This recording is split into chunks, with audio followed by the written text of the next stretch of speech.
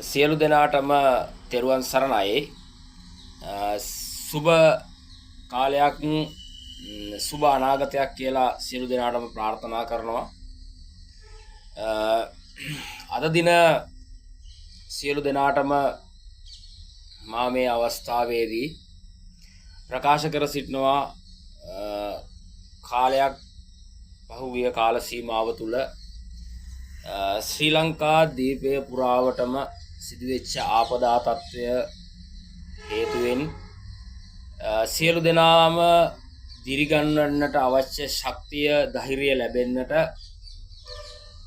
ඒ අවස්ථාවන් වලට නොබියව මුහුණ දෙන්නට අවශ්‍ය ශක්තිය ධෛර්යය ලැබෙන්නට මා විසින් නිර්මාණය කර සියලු දෙනා වෙනුවෙන්ම කවි කීපයක් මා ගායනා කළා.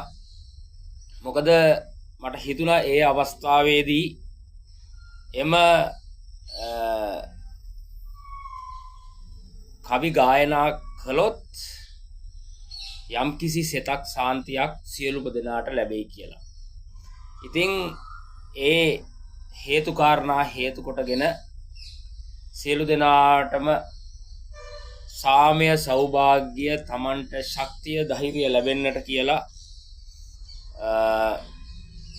ප්‍රාර්ථනා කරමින් මා විසින් රචනා කරලා මා එම කවි එම අවස්ථාවේදී ඒ ආපදා අවස්ථාවේදීම තමයි මම මේ කවි සියලු දෙනා වෙනුවෙන් ගායනා කරේ. මොකද මම ඒ අවස්ථාවට මුහුණ දෙන්න කෙනෙක්. ඉතින් ඉදිරියටත් මෙවැනි ආපදා තත්ත්වයන් වලට අපි කොහොමද මිනිස්සු වශයෙන් මුහුණ දෙන්නේ කියලා හිතලා සියලු දෙනාම ඒ අවස්ථාවේදී දැක්වා විශේෂයෙන් මතක් කරන්න ඕනේ අපේ ආදරණීය අපේ දේශයට පහළ වූ දේශයේ අභිමානයට පහළ වූ රණවිරුවන් අපේ ඒ ආපදාවට පත්වෙච්ච සියලුම දෙනා ළඟට ඇවිල්ලා ඊටමත් තමන්ගේ ජීවිතය ගැනවත් හිතන්නේ නැතුව ජීවිතය පරදුවට තියලා සියලු දෙනාම ඒ අවස්ථාවේදී ආරක්ෂක අංශයන් වල හැම කෙනෙක් ඊටමත් වෙහෙස මහන්සියලා වැඩ කරා. ඉතින් අපි ඒගොල්ලන්ට